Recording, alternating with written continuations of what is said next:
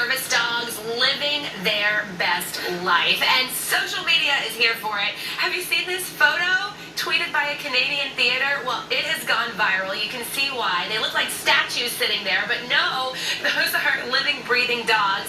Pups in a service dog training program that were watching Billy Elliot the musical.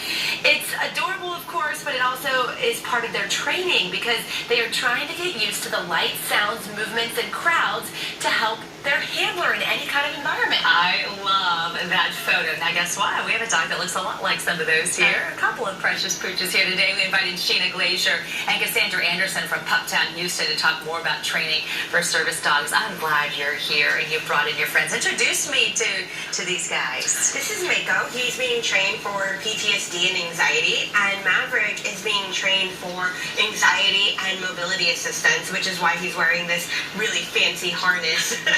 Now, is there a difference between therapy and service dogs, or is that the same thing? No, actually, a lot of people get that mixed up, and what they don't understand is therapy dogs are being trained to help with anxiety or stress or just not feeling great for everyone else, versus service dogs are being trained specifically for their handler, which would be me in this situation, right?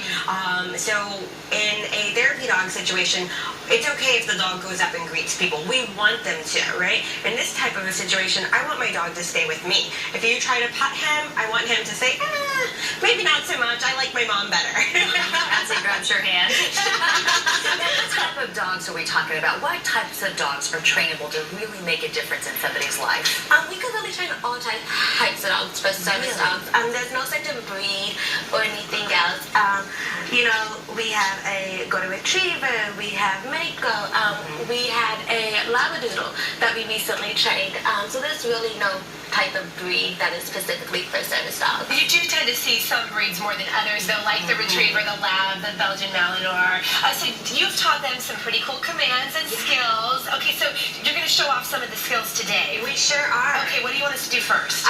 So one of the first things that we start working on with dogs that are helping with mobility, especially, right? So these are people that may not be able to bend over and pick items up. They might have difficulty flipping on and off light switches, things like that. So both of these guys are being trained to pick up objects. Okay. You have deodorant in your hand. Yeah, I just happened to drop my deodorant. So go ahead and just drop it. Go upwards.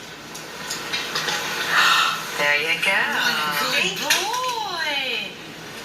We also work with them on teaching them to give it directly into our hand, right? So if I am somebody who has weak fingers, and I accidentally drop it again, right? He's just going to keep bringing it back to me until I have a secure hold on it. Thank you. Oh, amazing training. Now, let's talk about what happens if, let's say that you're having anxiety or depression. How does a dog help with those problems? Well, there is actually a scientific method that is behind that, right? So it's called deep tissue therapy. And when dogs perform deep tissue therapy, it actually releases all those fun serotonin and endorphins in our brains that make us feel better, right?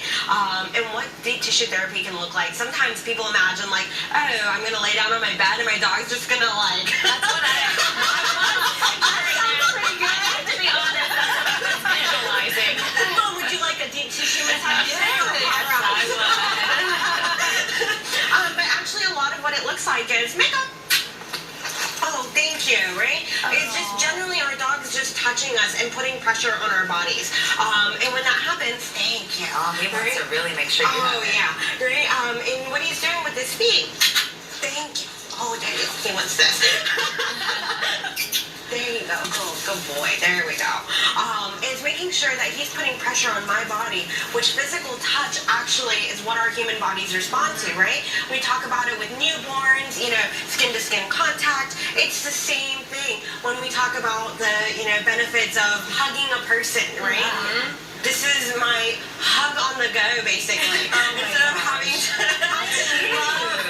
Mako just wants to keep working. I want my dog to learn I have to ask you, how long does the training go for, and how much does it cost? Is this something where anybody can say, hey, I want my dog to start learning this? Is it best to start as a puppy? Honestly, the best age to start out at is, yes, definitely having a puppy that's well exposed, well socialized is very important. But I tell people to make sure you have the most success. Choosing a dog that's slightly older is going to help drastically because you're past all the bumps and, hiccups of puberty and adolescence that young dogs are going through. I see a lot of puppies that start out as service dogs, but unfortunately are not able to complete their training due to fears or behavioral issues they later on develop as young adults. So I tell people who are really serious about it, start out with either A, a very reputable breeder, or just a dog that's been temperament tested very thoroughly, or B, find us a dog that's older that is going to be the right fit for the situation that you're looking for. Training can take anywhere between 3 months to 2 years, depending on the complexity of the training of the dog.